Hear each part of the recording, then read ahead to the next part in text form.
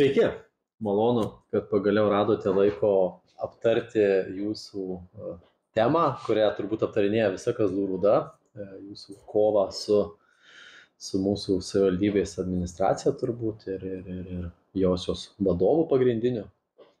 Bet aš norėjau truputį nušokti dar nuo šitos pagrindinės temos ir paklausti, kaip ir kodėl būtent Kazlų Rūda, kaip jūs atsiradote būtent čia, būtent šitam pastate, šitam sklype ir kas jūs per žmonės. Pasirodo, už UAB Konso slypi žmonės. Pasirodo. Trumpa istorija gal būtų paprastai. Ieškojom savo verslams vietos, kažkur tais bazės kažkokios, tiek gamybai, tiek kitom veiklom, nes užsiėmom ne vien turgaus veikla, kaip pasirodo. Čia yra mūsų šalutinė, papildoma veikla, kuri atiteko po palikimas, o šiaip tai mums pasirodė, kaip čia paaiškinti, žiūrėjome skelbimus visi atskirai.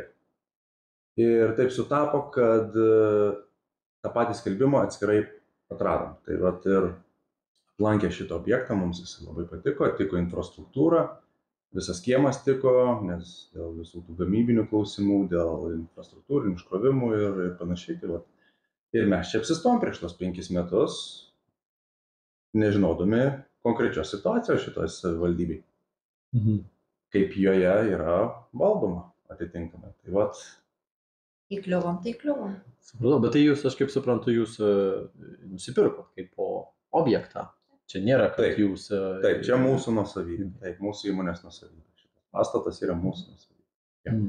O tai truputį apie jūsų verslus.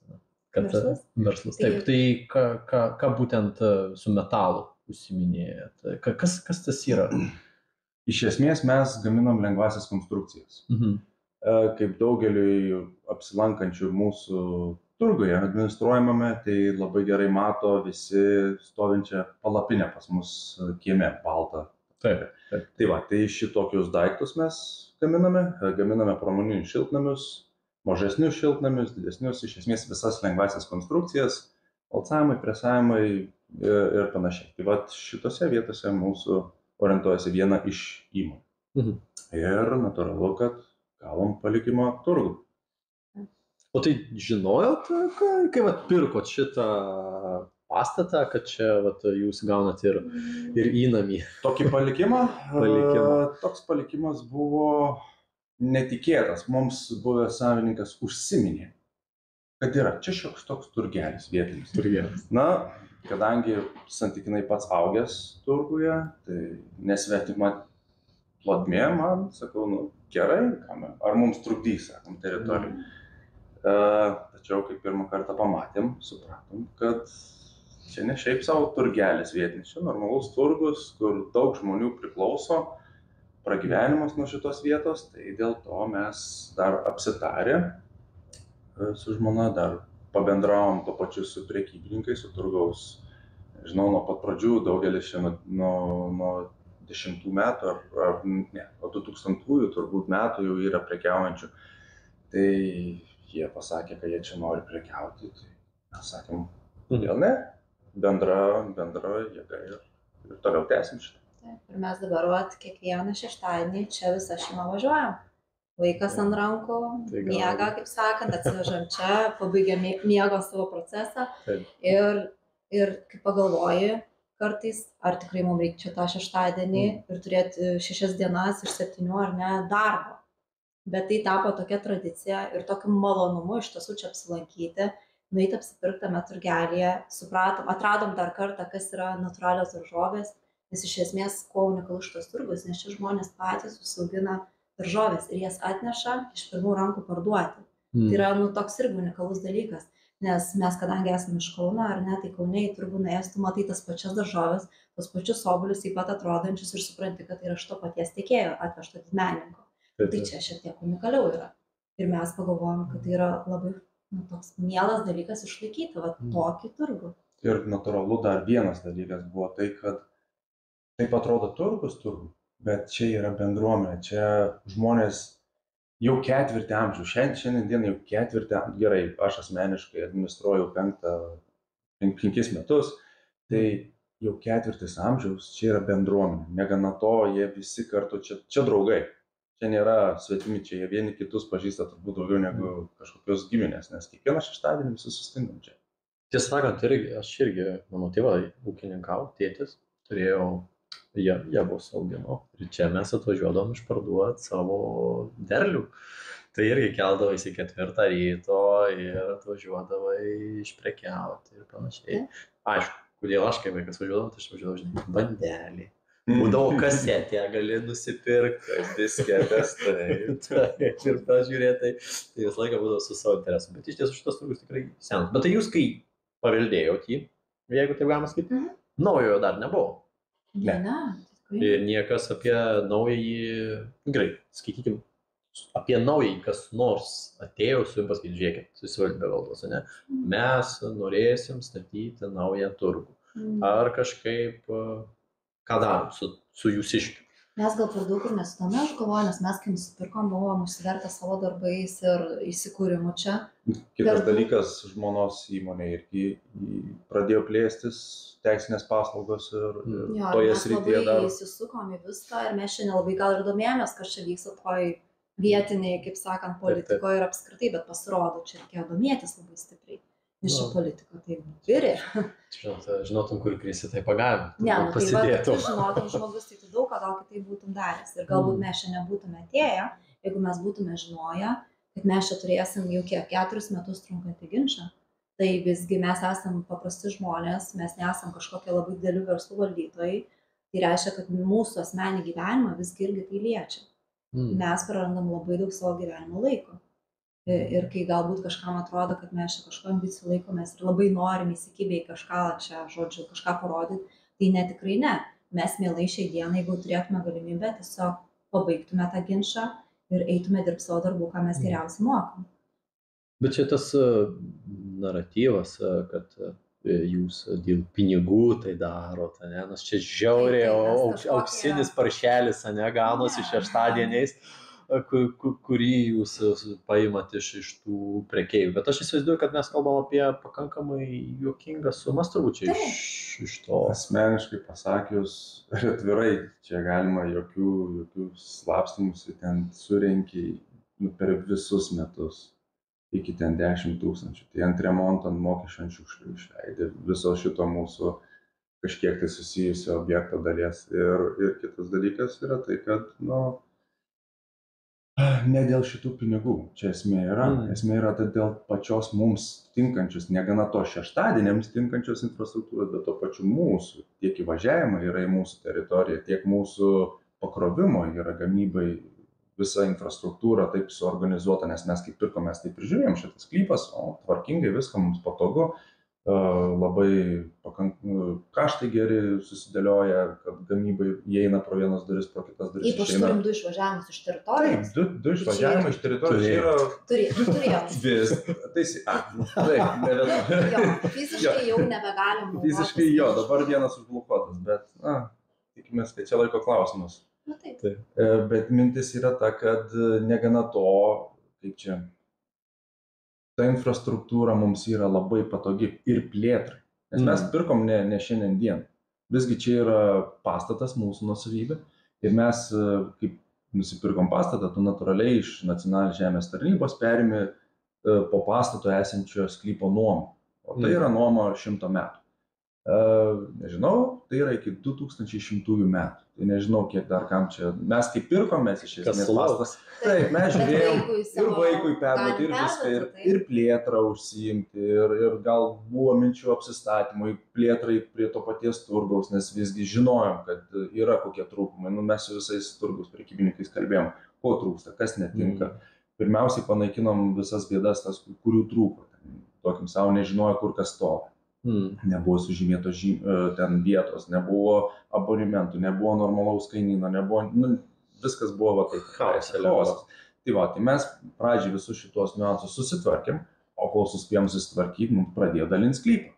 Tai ir mes ir susivienim. O tai gerai, dabar mes apie jūs turgų pakalbėjom, gal dabar aš norėčiau šokti į dabartinė situacija. Vat, mes paimėm, kaip jūs atėjote į čia, kodėl atėjote ir paimkime tašką, kuriame dabar esate.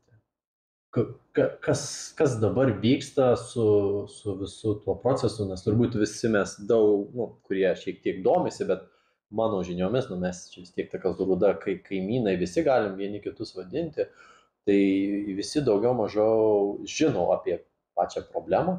Tai kas dabar vyksta, kada Kazlų Rūdoje baigsi šitą Santa Barbara? Gal aš galėčiau tokia šiek tiek nukrypimą ir pasakyti, kad mes išgirdom, kada tai baigsis niekada, nes mes čia turėjom tokį verslo susitikimą, tokį verslininkų vyko su meru Mantu Varaška, jisai pristatinėjo strategiją Kazlų Rūdos, investicinį tą visą vaizdą, kaip čia atrodys, kur verslininkai gali investuoti. Ir maždaug tuo metu sužinojome, kai uždaviau nepatogų pasirodo klausimą, kuris visgi buvo panaikintas iš visur, kur įmanoma ir apie jį niekas nesužinojo. Tuo metu atsistojus ir paklausus, supratau, kaip sakiau, nepatogų klausimą, meras pasakė, kad jis eis iki galo ir kovos. Tai supratom, kad netgi tuo metu, kai galbūt turėjo progą kažkaip tais politiškai gražiai sakyti, kad kažkada galbūt rasime sprendimą. Gal prieisim, kad ir kaip mes čia pykstamės, ar ne? Normalus vadovas, aš suprantu, tai politkorektiškai va būtent. Tada išgirdome, kad niekada. Iš tos pusės niekada nesibaigs. Mes esame etniniai Jotvingių žemė, tai karinga tauta. O šiandien dienai, ką mes turim savo rankose, 6-7 aktyvės, 6. Nes šiandien kaip tik viena užsibaigė byla dėl mano bandymo apkaltinti mane savo valdžiavimu. 6 bylos. Ginamės nuo savivaldybės per 6 rakursus, iš tų yra ir skundė antstolės veiksmus, ten antstolė kažkas jiems nepatiko, skundžia. Nepatiko vienas dalykas, skundžia, bandė iš mūsų gauti, išsirezervuoti pinigus per kažkokias laikinasias apsaugos priemonės, ten iš 50 000, irgi skundžia, po to jau apygardose visur, kur gali tą ir skundžia. Tai netgi paminint tai, kad šiandien, kur gavom teismo sprendimą Kauno apygardos, kad vyras pripažintas visgi nesavivaldžiavęs, nes meras Mantas Varaška pats buvo parašęs pareiškimą Kazlų Rūdos policijai, kad skaitosi, mes kažkaip neteisėtai užsitvėrėm savo teritoriją ir vartus. Jie tai jau senokai yra, jų parūdėjo gerokai ir panašiai. Ir kaip? Rezultate buvo tai, kad vietinė policija surašė protokolą, po to Marijampolė panaikino. Pakeitė tą sprendimą, po to vis tiek skundė į apylinkę į Marijampolės, ten apylinkės teismas aiškiai pasakė, kad nesavivaldžiauju savo teritorijoje, taip sakant, aš prižiūriu ją, aš ir sprendžiu, kaip aš ją noriu prižiūrėti, kad būtų tvarka, ir vis tiek skundė apygarda lygiai tą patį pasakė. Ir svarbu paminėti visgi, tiek kartų skųsti 30 € baudą, kur vyrai norėjo skirti, pažiūrėjęs, kad tai atstovavo visgi advokatas samdytas, ne Kazlų Rūdos savivaldybės teisininkai, taigi jie turi teisininkus. Turi. Manau, kad teisininkas, būtent, tai kaip kažkaip nelabai efektyvu valdyti, arba kas pas tai dirba, jeigu negali nueiti elementarią bylą, ar ne? Tai kiek tai kainavo? Tai čia man susidaro įspūdis, kad čia kažkokia ambicija labiau, ar ne, negu kažkas rimto. Turbūt jau čia principai veikia pažeminti oponentą, sumenkinti jį. Bet taip net, žiūrėk, yra paprastas dalykas, pasakei, kad kažkoks principas. Jeigu dar tais pačiais 22 metais, kai atidarė, grįžtų vėl prie to paties turgaus, nes turbūt ta pati pradžia ir yra nuo to, kad atsidarė savivaldybė savo turgų. Ten irgi su savais niuansais, neįgavusi iš konkurencijos tarybos leidimo, bet įsisavino europinius pinigus. Didelius pinigus, pabrėžiu. 3,5 milijonų. Apie 400 000. Iš visos, iš savivaldybės pinigais, bet europinių pinigų 350, kažkas tokio.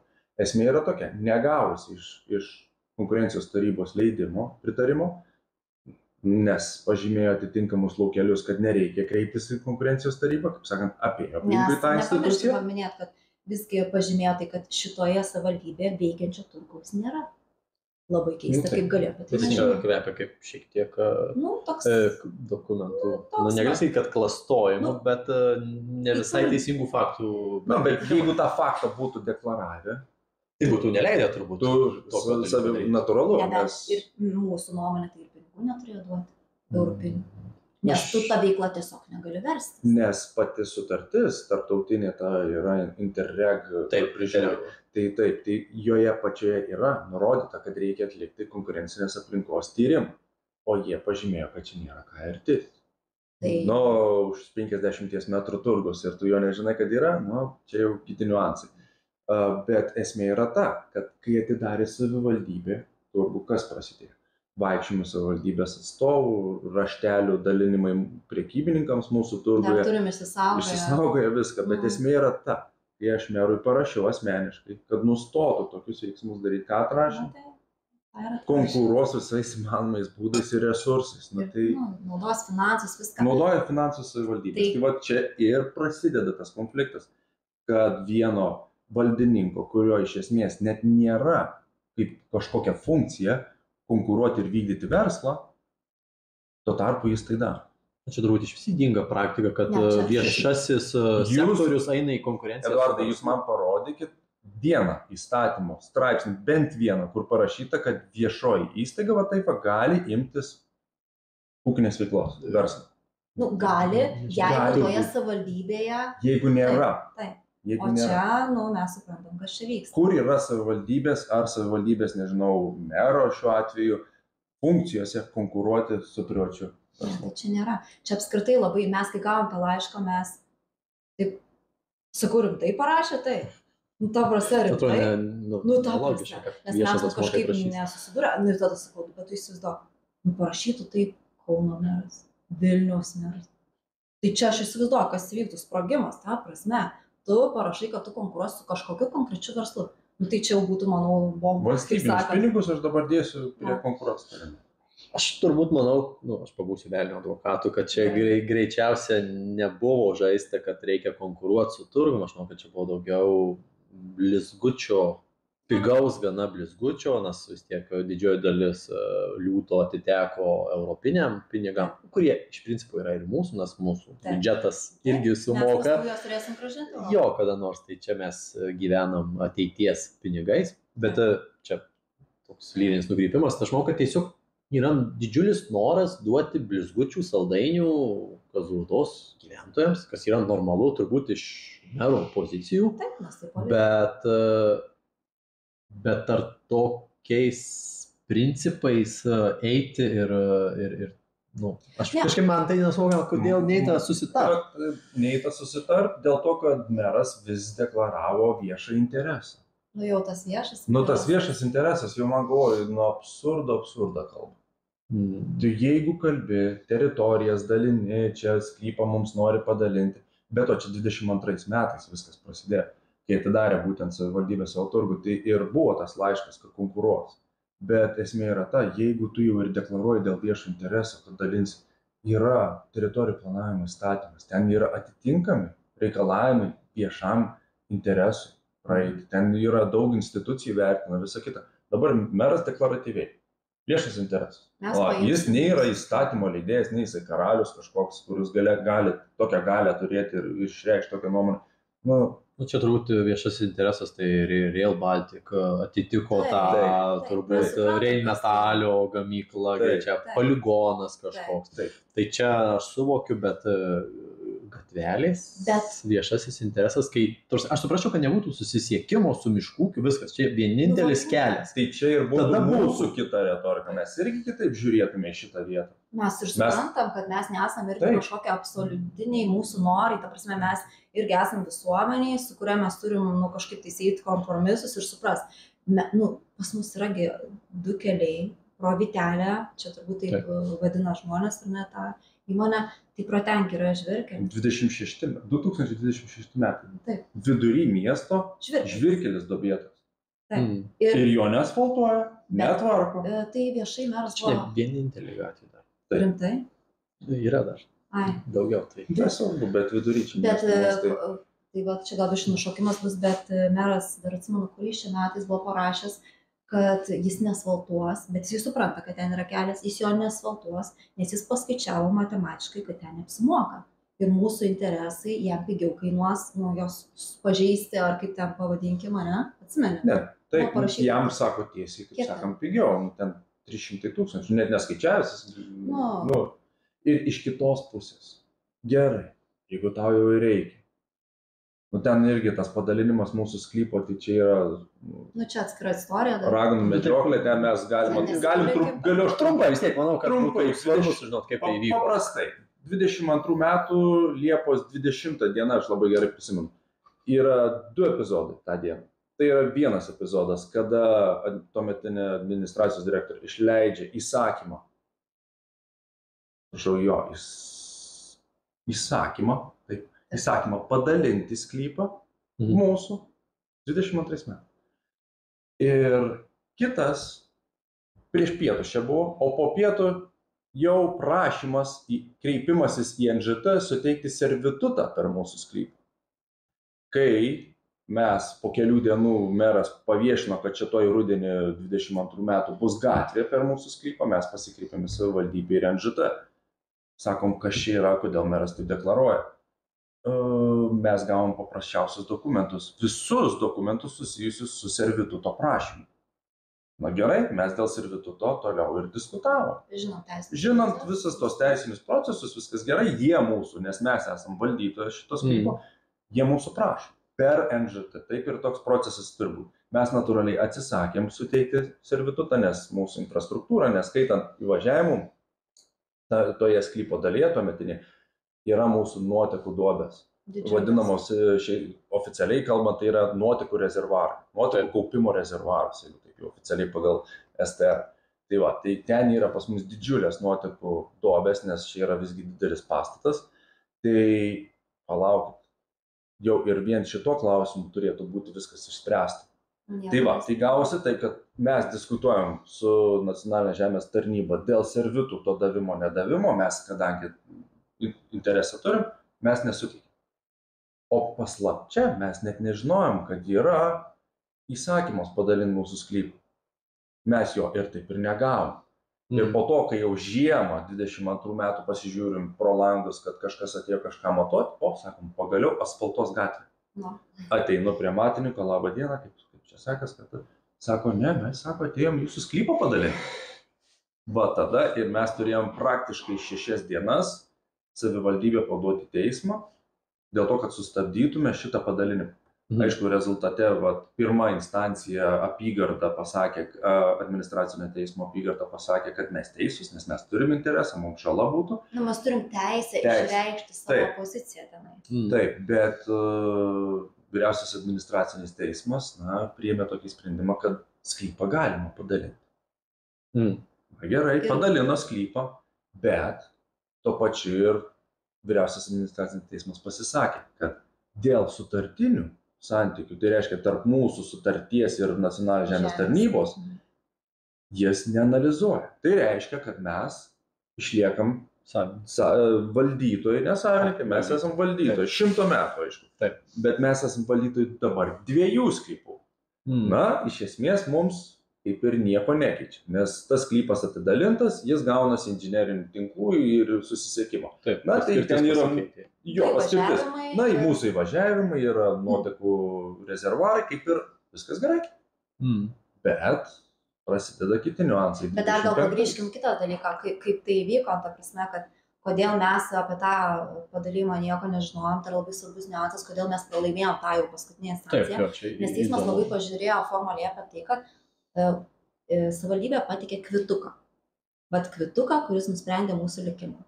Nes tuo kvituku įrodo, kad mums buvo išsiųstas kažkoks laiškas apie tai, kad vyksta mūsų sklypo padalijimas ir kad mes galėtume pasinaudoti savo teisę, žodžiu, tam procese pasisakyti. O tas laiškas mūsų kažkaip taip ir nepasiekė. Iki dabar mums yra mistika ir įdomu tai, kad kaip tame laiške galėjo būti nukas. Vienintelį, ką mes galėjom žinoti, servituto dokumentų, nes mes diskutavom dėl servituto. Nes juos vienintelius mes, kai užklausėm visus dokumentus pateikti, laiške mums tik ir atsiuntė servituto. Tai klausimas, kodėl savivaldybė turėdama mūsų elektroninį paštą, to svarbaus proceso, mums svarbaus proceso negalėjo atsiųsti per ten. Jeigu mes ar neatsėmėm, ar negavo jokio atsako ne iš mūsų, tai kodėl negalėjo tiesiog atsiųsti žmogiškai? Pavyzdžiui, Nacionalinė žemės tarnybą, ar ne, tai jeigu kažkas klausimas, jie tiesiog paskambina, žmogiškai žmonės supranta, o čia kažkokia mistika įvyko.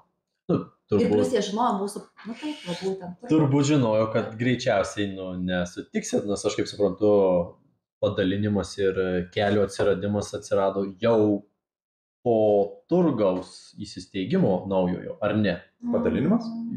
Visas tas konfliktas prasidėjo jau prieš istoriją. Turgus atsidarė 22 metų balandžio 30. Taip. Savivaldybės turgus. Taip. O padalinimas pradėtas savivaldybės 22 metų Liepą, po 3 mėnesių.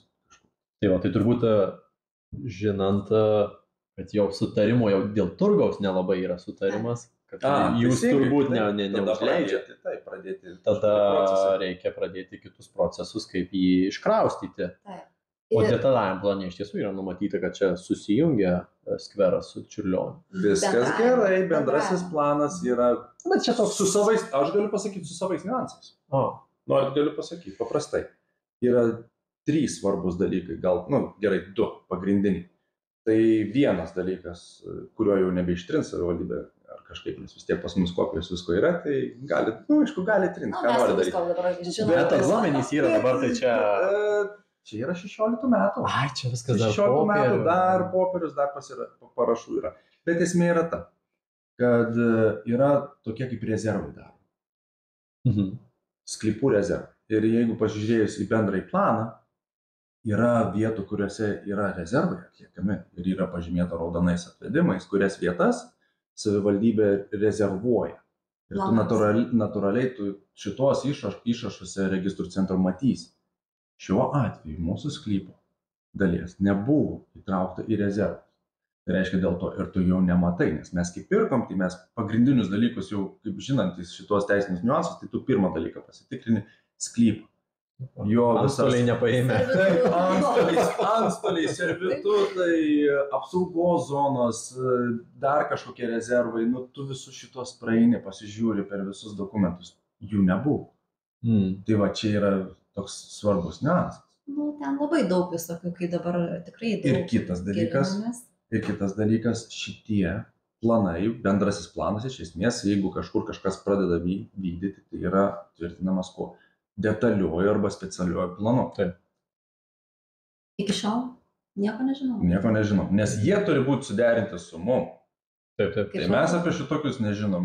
Su savininkais sklypų turbūt. Savininkas arba tu esi teisėtas valdytojas. Tai mes valdytojas su valdytoju tu turi derinti. Nes mes turim žinoti, kaip bus, kas bus, kur bus ir panašiai. Bet čia taip nevyksta. Čia tas neįvyksta. Čia mes supratom, kad čia daug nevyksta dalykų. Iš mano patirties asmenės irgi panašu, kad daug kas bandoma padaryti greituoju būdu. Oi, čia viskas. Tai va ir vyksta tas poltergeistas. Tai kažkur jis turi būti.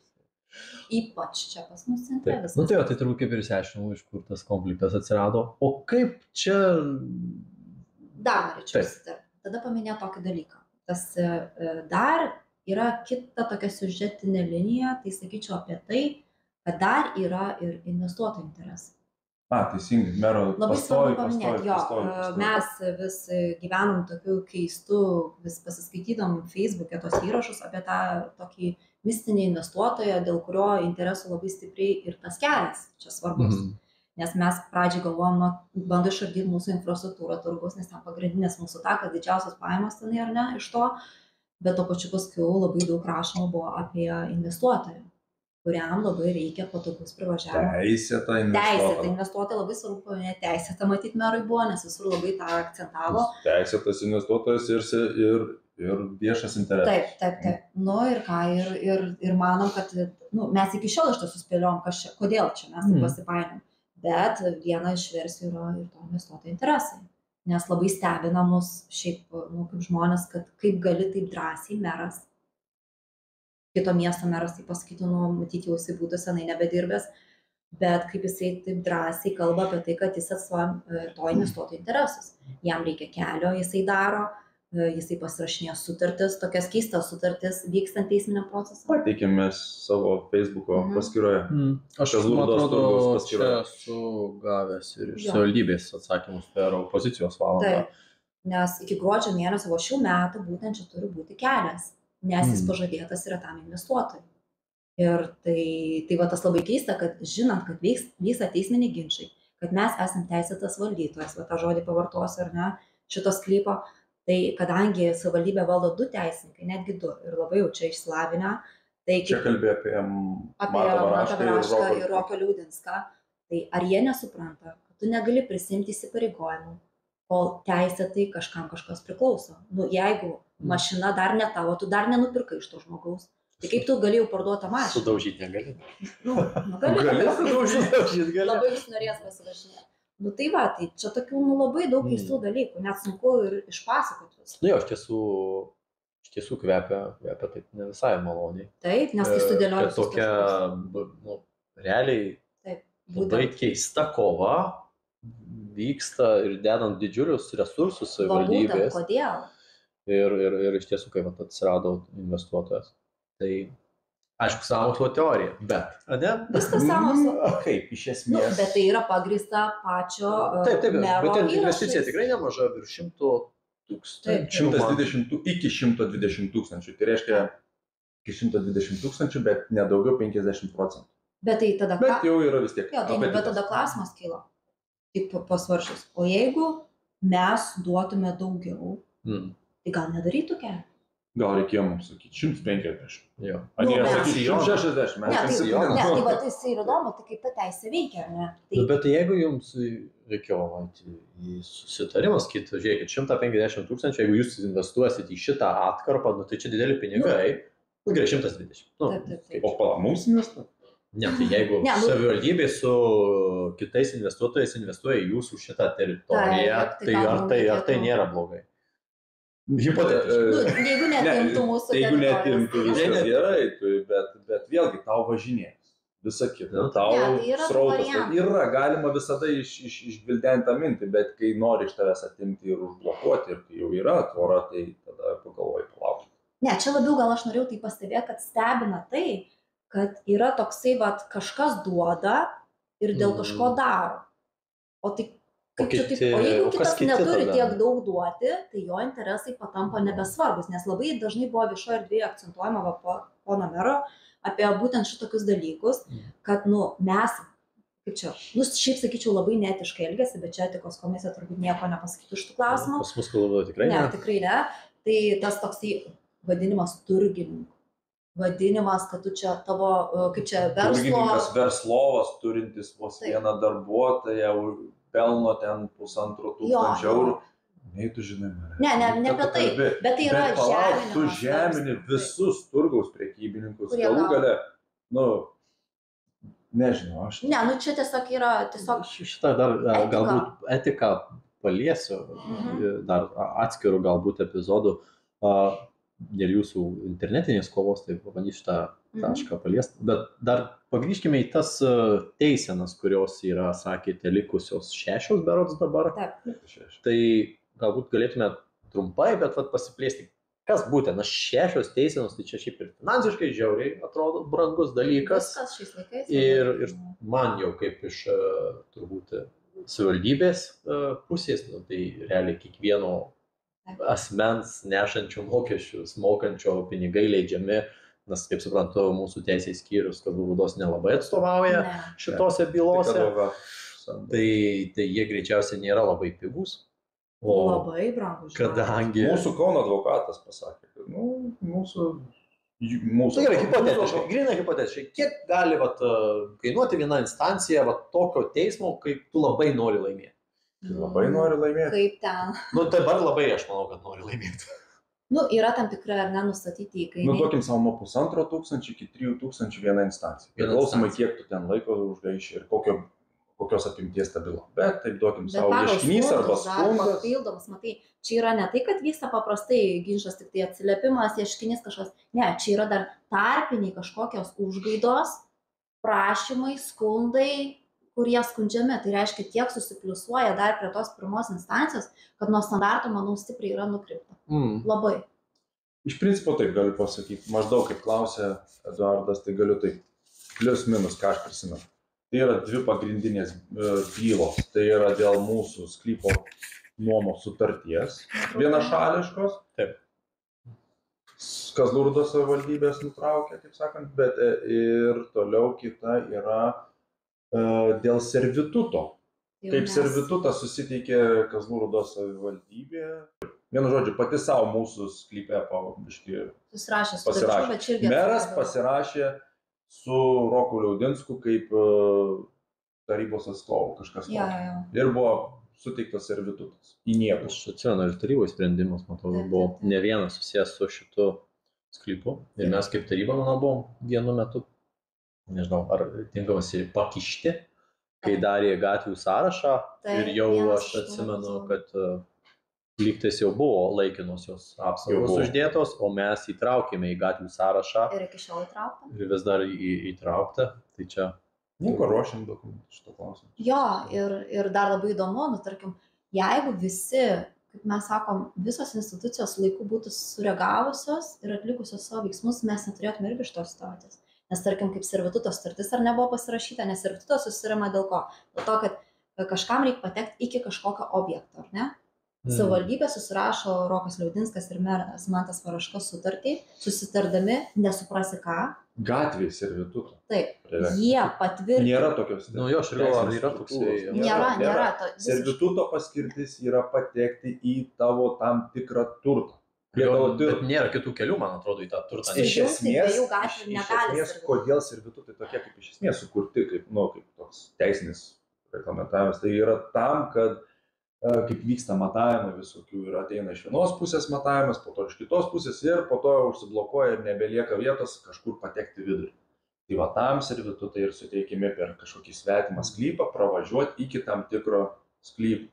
Kažkieno trečio asmens. Bet ir tai, žinokit, ir dar tai reikia ten sąlygos, kada, kaip, kokio pločio ir kokios sąlygos. Tai nėra taip paprasta. O be mūsų, žinios. Ne, bet dar nepamirškim, jeigu kaip iš sureagausios institucijos, apie ką aš kalbu, notaras, jūs turite vietinį notarą.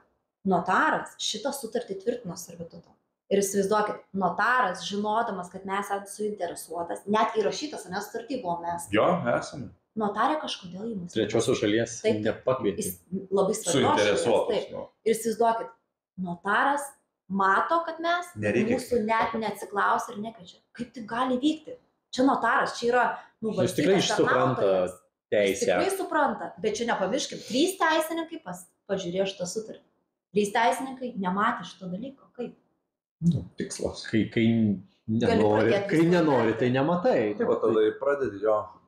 Tai aš, kadangi nušokom, bet apie pinigus aš pagrįšiu, tai pasak savivaldybės jie išleido 9 000 eurų, tai pirmoje jūsų byloje turbūt dėl sklypo padalinimo.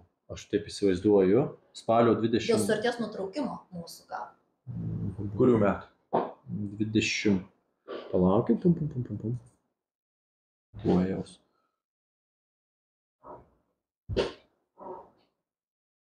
Man atrodo, čia ta pirmoji jūsų byla.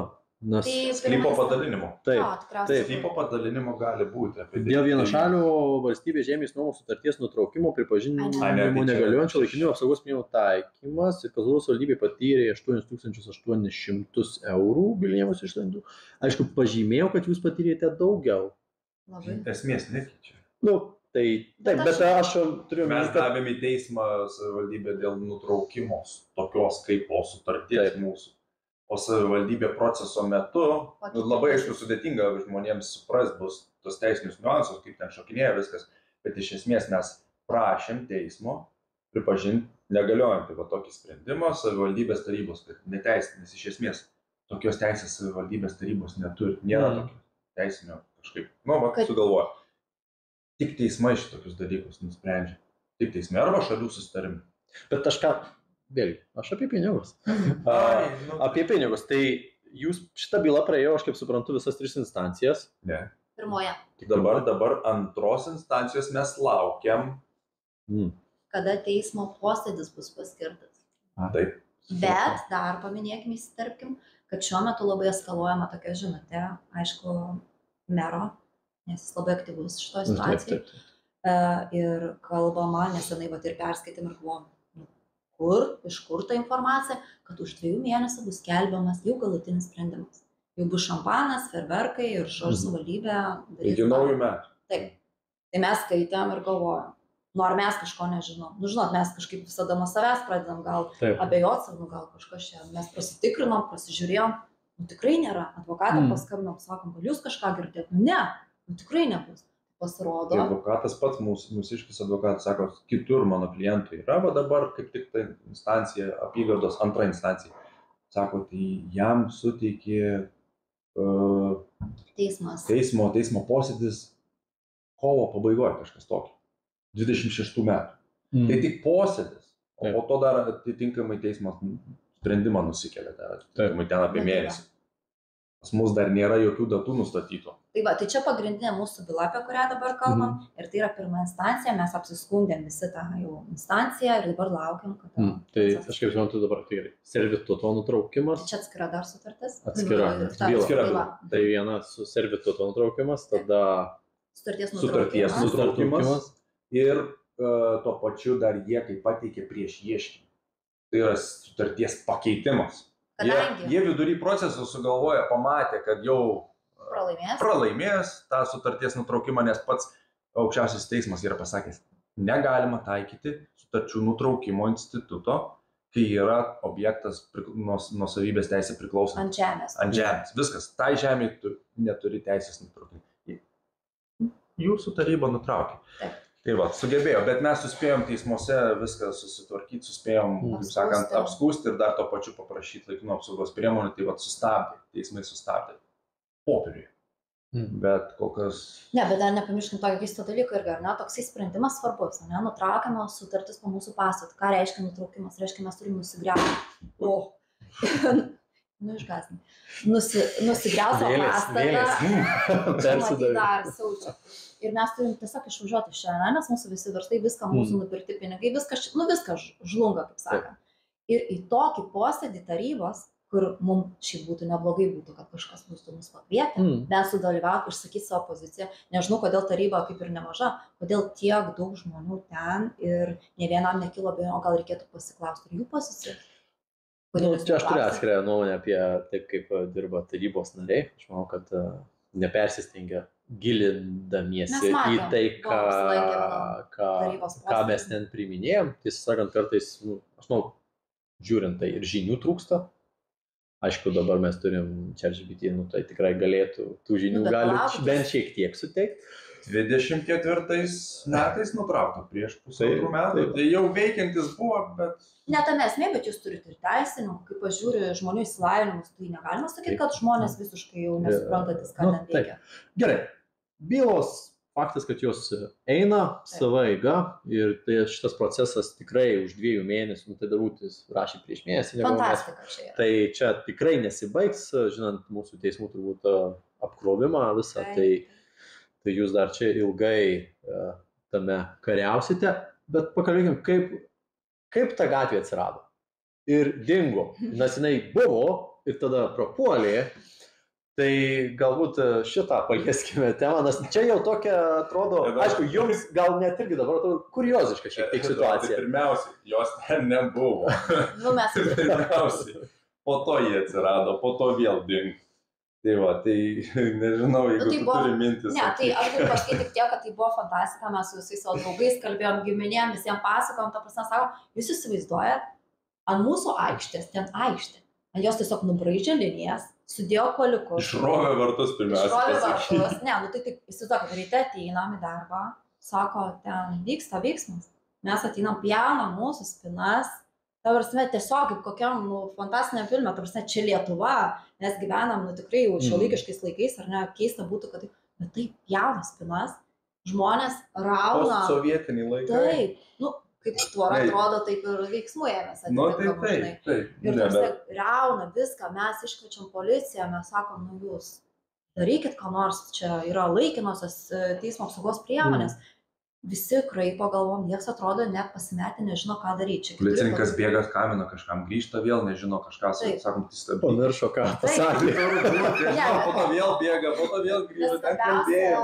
Mes, suprantate, turim rimtą dokumentą, teismo nutartį, kurioje sako, kad šitiem sklypam yra pritaikyta apsauga, policininkai, kurie vis tiek turi išsilavinimą. Kažkokią bazę turi teisinę.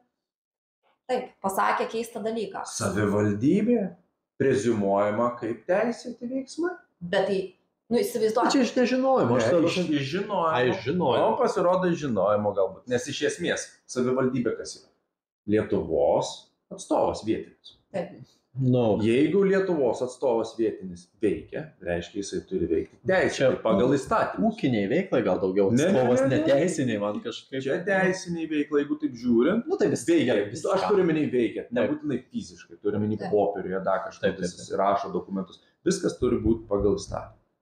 Taip, bet tai reikia žinoti žmonėm, tarkim, kurie ar nesusiturs, nes turbūt čia jau aš spėjau, čia turbūt, jeigu paliks tokį, čia institucijos neužkardys tokių veiksmų ir tokios praktikos, tai turbūt daugiau bus verslų žmonių, kurie susidurs, kad pas jos taip ateina. Ir tu turi stebėti ir nieko nedaryti. Mes tiesiog su vyru buvom, stebėjom ir tikrai ašaros akyse kaupėsi, nes tu nieko negali padaryti. Tu realiai nieko. Tave saugo. O tai čia nėra, kad tu savo sklype, gerai, valdytas gali naudoti savigynos priemonės. Kokias nors. Tuo metu skambinau ir aš. Bėgau skambinau advokatui mūsų, sakom, ką daryti. Kaip sako?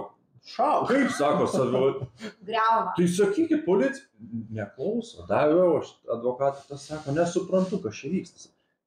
Niekas nesitikėjo. Tą pačią dieną, kai griaut pradėjo, tai advokatas po pietų jau teismui buvo pateikęs dėl papildomų laikinų apsaugos priemonių. Gerai, turbūt sustabdysiu.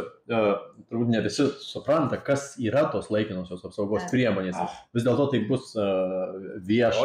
Ir tarybos nariui vienam jūsų galėsim šiek tiek paaiškinti. Tai vat, jis gali, aš net nebejoju, kad jie peržiūrės, tai galbūt šiek tiek bus edukuoti labiau, tai irgi labai smagu bus.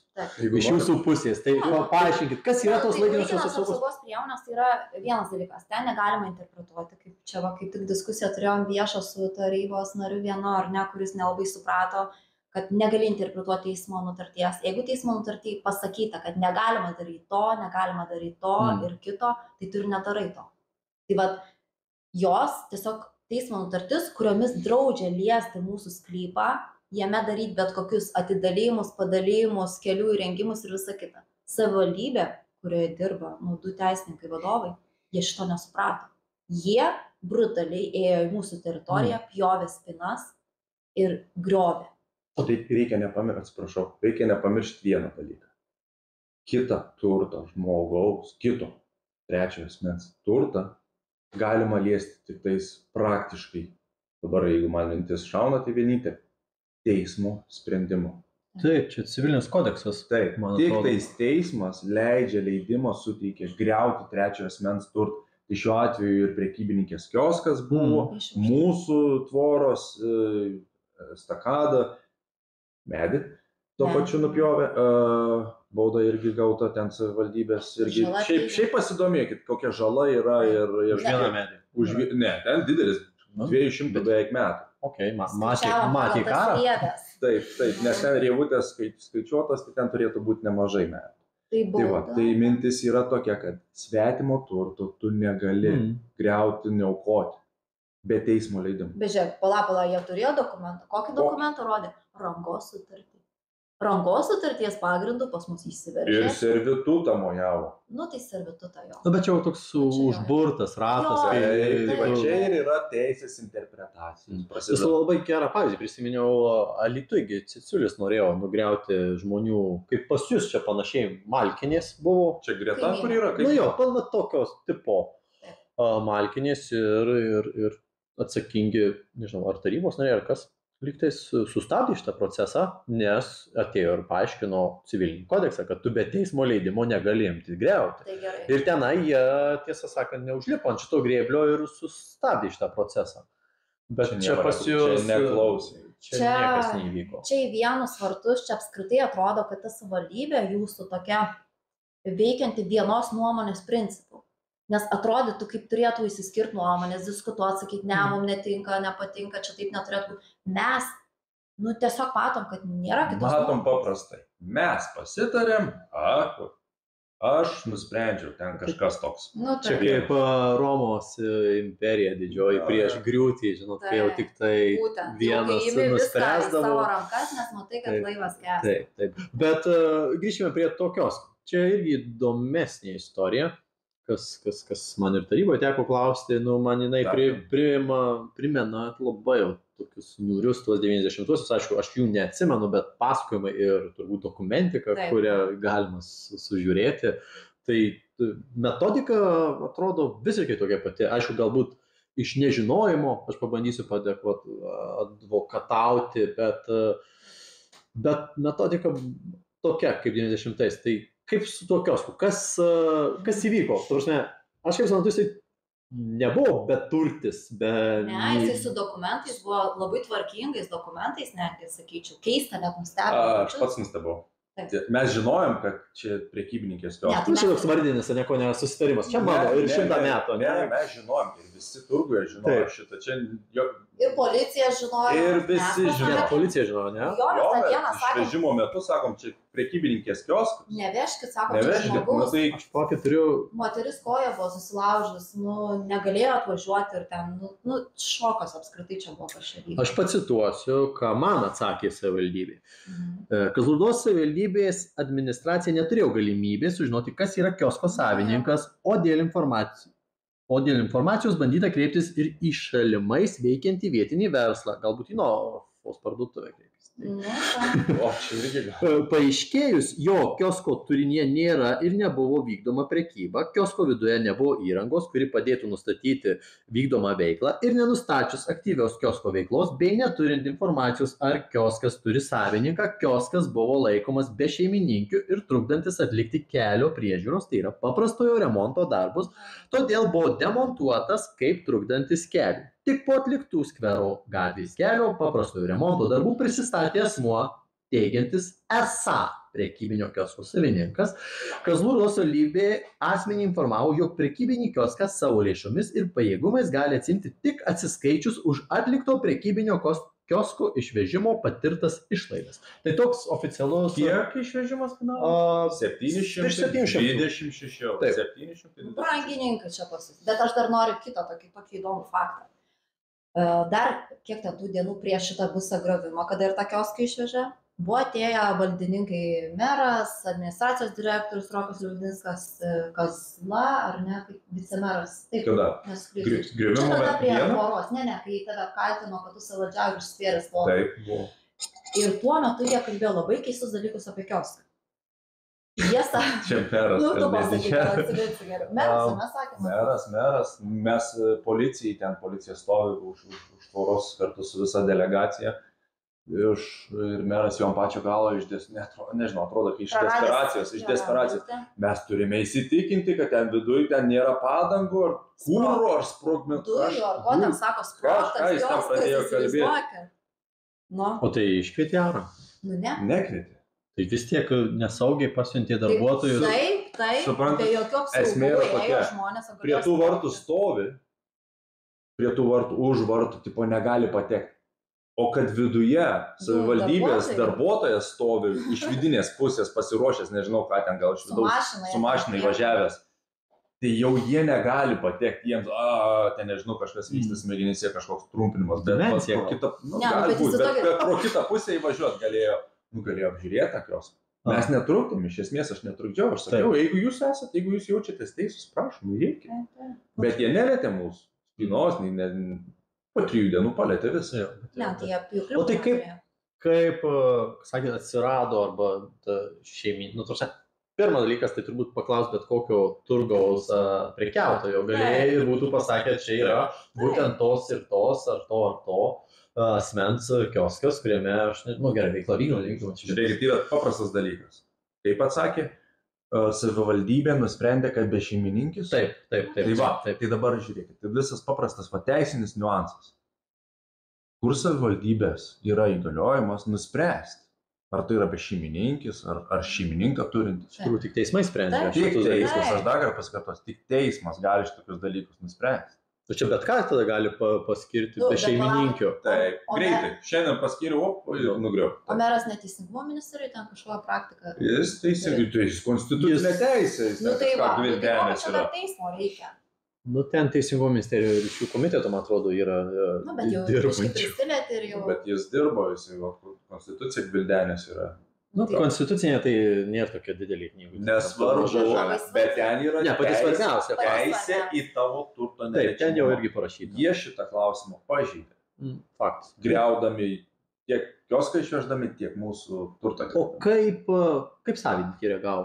Kai, gerai, sakėt, sirgo ir ateina, žiūri, nebėra. Blogai, labai gerai. Šiaip geras klausimas, bet šiaip nelabai, aš iš esmės nelabai norėčiau apie ją daug kalbėti, nes jai pačiai labai nemalonu. Gerai, tada nesiplėšti. Jo, jie pati net, jai ten ir su sveikata ir panašiai. Supratau, tai turbūt ne. Tai, žinai, su sveikata visiems prastėjo, mes... Jokios etikos iš esmės iš savivaldybės pusės. Šiaip tai galima sakyti taip, žmonės labai nusivylę. Mes jaunesni, mes dar ten kaip gerai, tai emociniai fonas tada bendrai dabar turbūt, koks jis yra. Vat kai ištisai yra atakuojama, mes dar nepaminėjom ženklai pastatyti pirmiausia, turbūt buvo, kad sustoti negalima Čiurlionio gatvėje. Staiga kažkodėl 20 kažkelių metų taip uždėjo. Tavo nesaugu, kažkas čia skundėsi, kad kažkas turbūt nepravažiuoja. O koks fonas? Iš esmės paprastai, kaip čia, savivaldybė, aš manau, čia daugiausiai taip atrodo, kad mero iniciatyva, tai jis pats savo kasas įduoda šitokiais veiksmais. Nes visiems aišku, kas ir kodėl tai daro, ir nei vienas iš jų nėra pajudinamas vien dėl šitokių veiksmų. Jokiuose. Ne, žmonės pavargę. Žmonės, žinot, ir covidas buvo, ne, tiek daug visokių išbandymų. Ta pinigą uždirbti paprastam prekybininkui, jis labai daug turi įdėti savęs, jisai turi kaip sakant, lauke stovėti, lietus, šaltis. Tai yra dalykai, kurie ne taip lengvai, kaip mes įsivaizduojam, kad pinigų žmonės uždirba. Galbūt meras šiltai sėdi, jis nesupranta to kasdieninio žmogaus gyvenimo. Tai žmonės pavargę, įsivaizduokit, ir emociškai atakuojami, ar ne? Ir dar, visa kita. Dabar, kaip apribojo, tarkim, padarė tvorą, padarė tai ženklus, tai kažką, viską daro, kad pas šitus žmonės ateitų vis mažiau kažkas ar nenusipirkti. Tai visiškai. Mes. Mums esmės net nerenkam pinigų. Vien dėl šitokių nesąmonių. Jo, šiuo metu mes tiesiog negalim imti, aš minėjau, mes ne iš to gyvename. Gal sunku ne to tikėjotės ir ne tas jūsų biznis. Ir kitas dalykas, mes kažkaip galvojam, kad, gal čia nežinau, bet, kažkaip tas vaizdas Lietuvoje, kaip dedas viskas, tai atrodo, kad tas turgus gal prioritetas jį ir uždaryti yra visiems. Tai mes galvojam, kad galbūt mes... Yra tų pavyzdžių, Agne. Yra pavyzdžių kitose miestuose. Atidaro, perkelia, iškelia, išdrasko, prekybos centras atsidaro, po to stebuklingai, vienas, kitas, trečias, bet...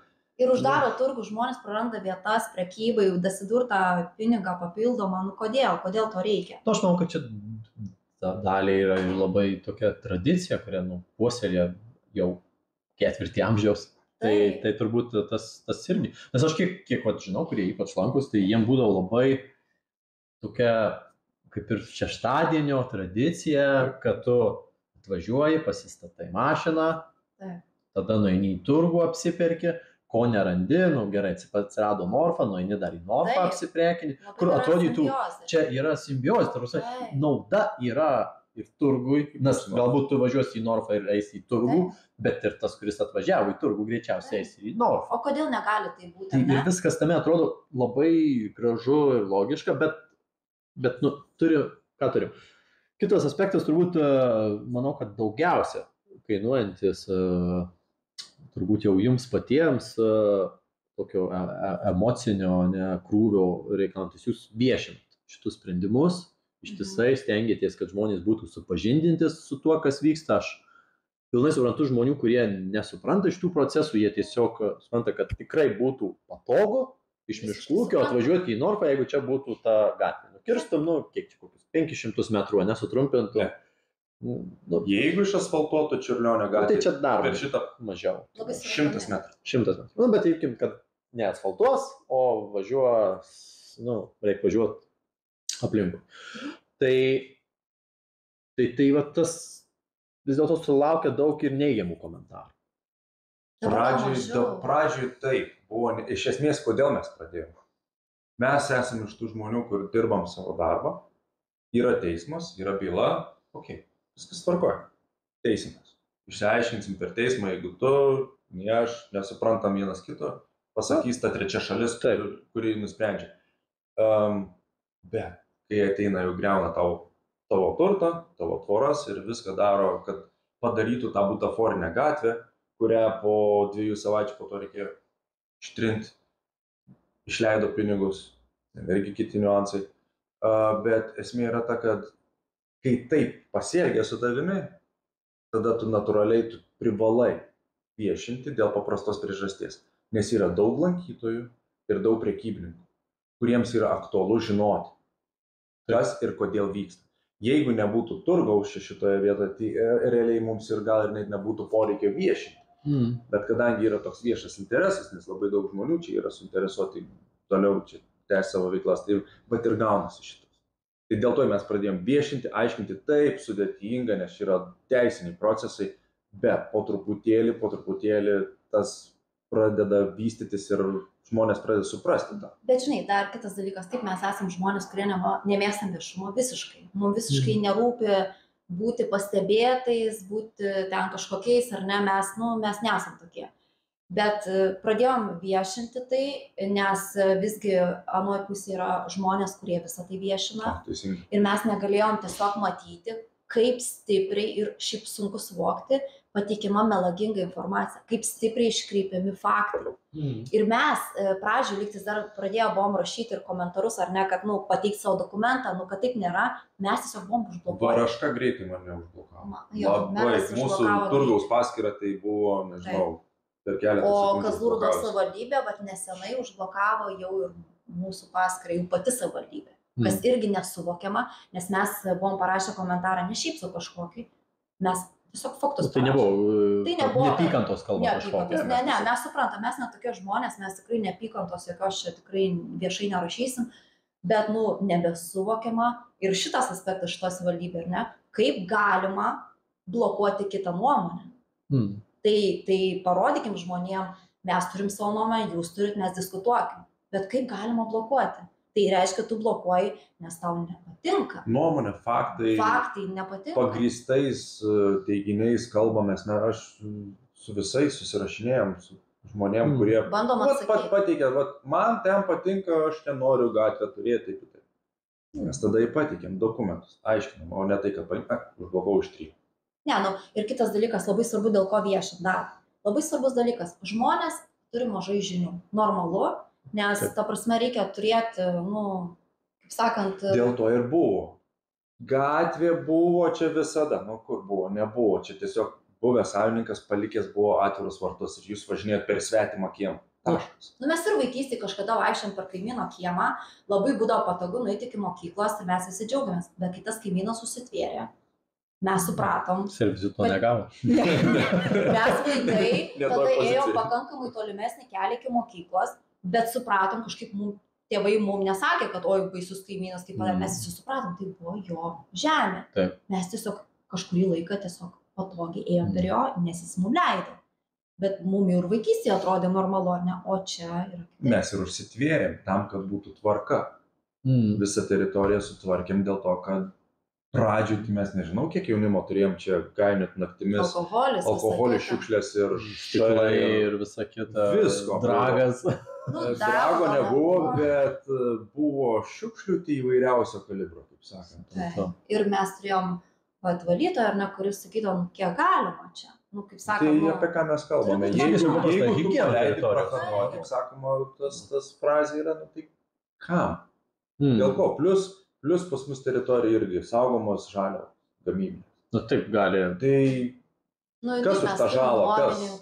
Žinant draudimo įmonės, tai jūs būtumėt patys atsakingi, kad nesėmėte visų veiksmų, kad apsaugot savo turtą, tai turi būti aptverta, rakinta, filmuojama ir visa kita. Taip, tai ir savininkas prieš tai sakė, sako, aš buvau vienus vartus atidaręs, sako, vien dėl to, kad kai buvau uždaręs abiejus, sako, man langą išmušė, tai dar tas skylė kol kas ir likus ant to lango.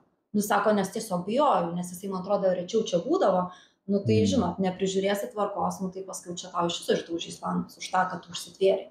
Tai toks barbarizmas šiek tiek. Dabar, kai kameros sudėtas, tai viskas apsiramino, pagavom vieną, kitą, trečią atvejį išgainėjom, visi suprato, kad čia jau prižiūrima. Jau nebegalima. Nebegalima chuliganiauti, nu tai ir dabar jau ramu. Tai va, nu tai taip, tai yra problema, ar ne? Mes irgi norim, kad visiems būtų viskas patogu, ar ne, bet nu kartais tas patogu, jisai neturi būti per kažkieno pažydžiant, nu, kad ir tas teisė, taisyklės, tas, kur mes visuomenė jomis gyvename.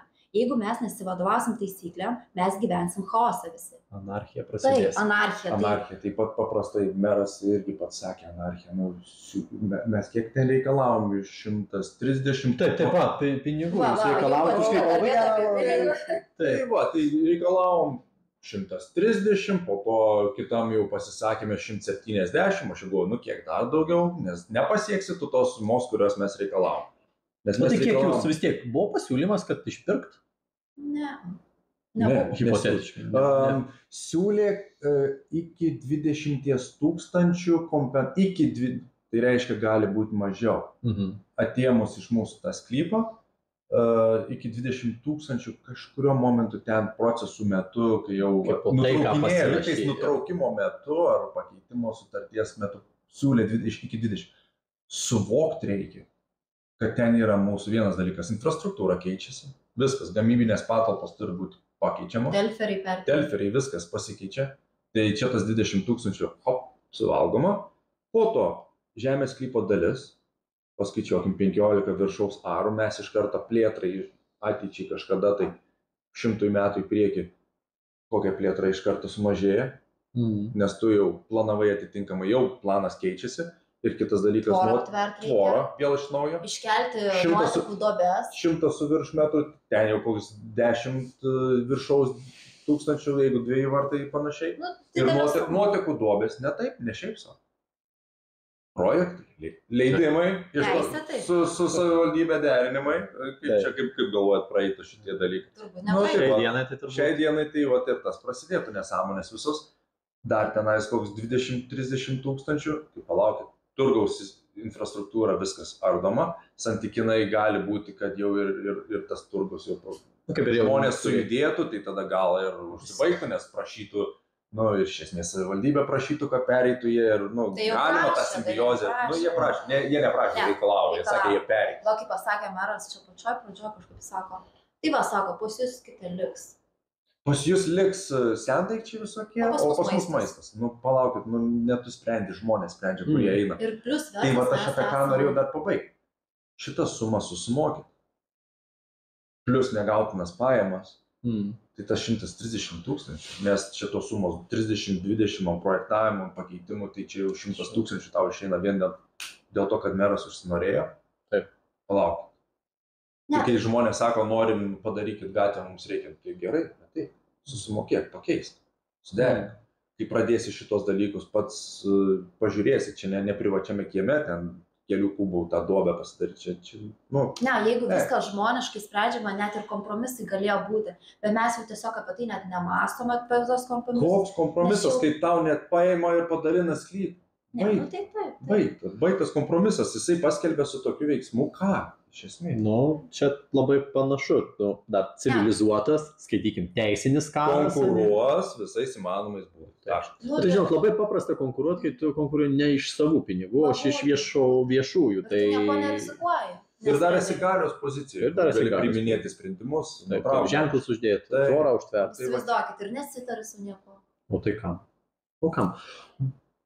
Ir taip jau gal judant prie pabaigos turbūt, toks gal hipotetinis labai situacija, savivaldybei keičiasi valdžia, ne? Nu, kažkokio mistinio poltergeisto įvykio vedima, keičiasi dauguma arba kažkas, ne? Ir ateina su tuo pačiu klausimu. Žinokit, mes vis tiek norim, mums reikia, žmonių yra interesas ir aš kaip politikas, aš pilnai tą suprantu, kad tikrai miškų ūkiui čia reikia tos gatvės ir būtų labai patogu, nes ir buvau vienu kartą apsilankęs pas jūs, kai buvo dar atidaryta, nu tikrai daug besinaudojančių. Bet ar būtų kažkokia hipotetinė galimybė susitart? Nu, sakyt, ateina, sako, mes gailimės, manau, buvo priimti neteisingi sprendimai iki šiol ir ar įmanoma būtų susitart? Žiūrėkit, yra paprastas dabar dalykas, bent mano nuomonė, čia jos gali skirtis. Tai abiejų gali skirtis. Pas mus gali skirtis. Pas mus. Tai viskas normalu. Ne, bet situacija yra paprasta. Aš ką tik paminėjau, kiek mums kainuotų pakeisti infrastruktūrą, ne? O dar kiek mums bylos kainavo? Visi šitie bylinėjimas. Aš jau ten tų moralinių dalykų net ne. Tai va aš apie ką kalbu. Teorija nuo praktikos. Paremta pinigais, nes kas nori atiduoti, nežinau, ketvirtį ar kiek ten milijonų už tai, kad savivaldybei kažkas norėjo pasibilinėti ar padaryti kažką. Taip. Nežinau, ne mano charakterį, bet mes visada esame tokio būdo, kad kalbėtis įmanoma. Nes mes ir pačioj pradžioj, kai buvo meras kažkada pačioj, dar net neturėjo turgaus atidaryti, kreipėsi mūsų savivaldybė. Aš nusiunčiau topografinę nuotrauką mūsų sklypų. Taip. Buvo paprastai paaiškinta. Siūlykit, ką jūs norite. Mes pasižiūrėsim, kaip mums tada tą viską spręsti. Tai po to... Nes labai gerą kampą palietė. Aš iš pat pradžių dar pagalvojau, kad kai šitas tik įsiubavo konfliktas, dabar 400 000 investavo, infrastruktūrą sukūrė, gerai, sąlyginai. Manau, kad jis prekybininkam yra toli gražu nepatogus, aš būčiau daręs visiškai kitaip. Pavyzdžiui, kaip aš įsivažiuočiau tokį modernų turgų, kad jeigu mes prekiavom iš mašinų, tai tu yra angaras, kad jūsų pastatytas ir ten mašinos atbulinių susistumė, tada prekystarė, yra terasa tokia ir būtų, va čia būtų turgus. Pats prie verslo. Taip. Kai verslas daro, ką jis pirmiausia daro? Praktiškumą, protingumą. Taip. Ko klausi, žiūri tų, kas ten dirba. Tai šiuo atveju nei vienas man iš prekybininkų turgaus, nei vienas nepasakė, kad buvo bent vienas savivaldybės atstovas atėjęs ir klausė, kokio jūs turgaus norėtumėte. Visų šitų prekybininkų nei vieno nepaklausė, kokio norėtumėte. Paėmė nupiešė, kad gražiai atrodo. Nes čia formalus buvo tik įsisavinimas. Panašu. Nes jeigu 400 000 jums būtų pasiūlę, gerai, mažiau, 300 000, sakyt, darom bendrai, darom toj pačioj vietoj, tai čia turbūt užasfaltuoti, jeigu tinkamas išsireiškimas, 5 cm naujos dangos ir pastatyti kelis paviljonus, tai būtų kainavę kokie 50 000. Ir kodėl negali savivaldybės ir verslo būti bendros iniciatyvos, ar ne, kažkokį pritaikyti gerbuvį vietos gyventojų, ne? Tai būtų, manau, mes įsipareigoję būtume 10-15 kiek ten tų metų, nekeisti tos struktūros, viską gali susitarti. Jeigu tik tarėsi, o ne taip, kad nusiunti. Dingsta. O po to atsiranda kaip poltergeistas. Bet dar irgi kitas dalykas paminėkim, kad visgi tas privažiavimas prie Skvero gatvės, ar ne, tas žvyrkelis, kurį jam yra, ar ne. Bet kai čia buvo atėjęs meras mūsų teritorijai, tai jisai labai nenorėjo to žvyrkelio, nes jis užsiminė. Jis sakė, nori, kad padalinti ten akligatvį padaryti Čiurlionio gatvės gale, ten, kur dabar jungiasi priešais savivaldybės turgų. Ten atskirti sklypą ir kažkam aukciono būdu jį parduoti daugiausiai statančiam. Kažkam, kas interesą turės. Žinot, labai daug ten interesantų nėra. Tai va, Tai mes suprantam, kodėl buvo pasirinktas daryti šitas toks brutalus būdas, o ne tiesiog išasfaltuoti kažkokį žvyrkelį. Ne veltui tie susitarimai pasirašyti. Ten sklypas susiformuotų pakankamai didelis be kelio. Ten apie 20 ar su viršaus aro kažkas tokio. Gal netgi ir daugiau. Tai įsivaizduokit. Kaip sakė, ar čia vieno veikėjo, kaip jis įvardijo, interesas, ar čia supranti, kažkokius ten. Aš nežinau, man apskritai įsileidimas į miesto teritoriją didelių krautuvių atrodo žlugdymas smulkiojo verslo iš principo. Ateikit, paklauskit turgaus prekybininkų. Kaip jie džiaugiasi. Nueikit į visas prekybos parduotuves, paklauskit visų Kazlų Rūdoje. Taip, yra Mašanauskas, ir Rasa, ir šiaip dar visų smulkių. Ir jūs turit labai rimtų prekybininkų, Kazlų Rūdos savivaldybė, iš tiesų labai gerų verslininkų, kurie puikiai verčiasi, bet dėl tų pritrauktų ir prekybos centrų. Ir ten visokių, kurie dar ateis, tie žmonės, jie bijo dėl savo verslo. Tikėtina, kad jie turės susidaryti. Tas numetimas savivaldybės pinigų tam smulkiajui verslui. Yra programa, nežinau, ar girdėjau tokia, kad mes remiam smulkų į verslą, kuris praranda pajamas dėl to, kad mes pasistatom didelės, tai kam grautų. Logika kam? Aš lygtais, jeigu neklystu, skaičiau, kad ten kažkokiem 3 prekybininkam davė pinigų ir paklausė jų, ką jūs nusipirko, tai man atrodo kažkas pasakė, kad šaldytuvą. Tai galvoju, kad čia nelabai ir tu gelbėjai to prekybininko. Tai ten tokia juokingos sumos.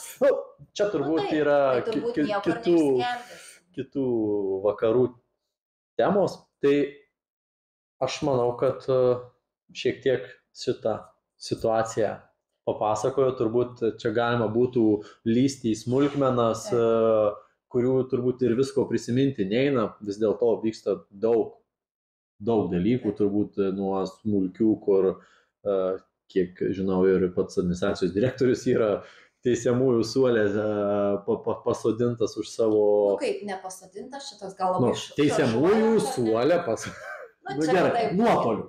Taip, bet procesai yra, ar ne už... Yra teisminiai procesai. Taip, yra teisminiai. Už savo valdžiavimą yra. Taip, tai yra rimti dalykai visgi, tai yra valdininkai, ar ne? Taip, tai jiems irgi galioja turbūt etikos kodeksas, kiek žinau, bet... Ir viešo administravimo įstatymas, kuris labai aiškiai apibrėžia, ką gali valdininkas daryti. Tai aš palinkėsiu jom turbūt nuo savęs ir nuoširdžiai laimėti šitą kovą, nes aš manau, kad jinai visų pirma yra teisiškai teisinga, visų antra turbūt pasirinktas kelias iš pat pradžių buvo labai neteisingas ir mūsų visuomenė dėl to yra labai smulki, kad mes čia vieni su kitais ypač pagaus, jūs esat irgi smulkus verslas. Taip, ir kovoti su smulkiu verslu tai yra kažkoks absurdas. Mano, aš suprantu, kai tu kovoji prieš oligarchus, prieš kažkokias didžiulės įmonės ar korporacijas, kurios ten, nežinau, nori naftą išgodinėti ar nežinau, trotilą gaminti, tai galbūt tu gali, bet čia atrodo labai vaikiška, labai egoistiška mano nuomonė ir netgi keliant labai abejonių iš tiesų, iš kur kilo šitą kovą. Tai ačiū už pokalbį labai, ačiū, kad buvau tokie drąsūs. O aš galėčiau dar tada tokį žodį pasakyti. Aš tai iš tiesų žmonėm, kurie galbūt žiūrės mūsų pokalbį, tai norėčiau palinkėti, kad žmonės prieš eidami, bendrai galvodami, kad jie gali nematyti politikų veiksmų, tai kad jie būtų aktyvūs, kad jie galvotų, kas pas juos yra, kokie žmonės dirba ir ar tikrai jie nori kažkokio sukurto gėrio jų savivaldybėje. Ir kad Kazlų Rūda garsėtų žmonėmis, kurie yra politiškai aktyvūs ir parodytų pavyzdį, kad jie nori kurti savo miestą. Taip, sekantys gali būti tie žmonės, kurie dabar piktinasi, kad jūs netidarot gatvės ir gali būti taikinys jie. Bet tikėkime, kad taip nebus ir aš labai tikiu, kad galiausiai ateis sveikas protas į Kazlų Rūdą ir galiausiai susipras ir dauguma visa, ir meras, ir administracija, kad yra neteisingas kelias, ateis su kuo nors labai gražiu gėlių puokštė ir pasakys, kad gal užteks šitos kovos, susitaikykime. Nes tai nepuošia nieko. Tai tai tikrai ir nesolidžiai atrodo savivaldybė šitoje vietoje, bet yra kaip yra. Dar kartą ačiū, geros kovos ir pabaigoje padarykim dar vieną epizodą, kai jau visas šitas baigsis dalykas, arba bus dar vienas etapas praėjęs kažkoks. Tai pažiūrėsime, kur dabar esame. Ačiū labai.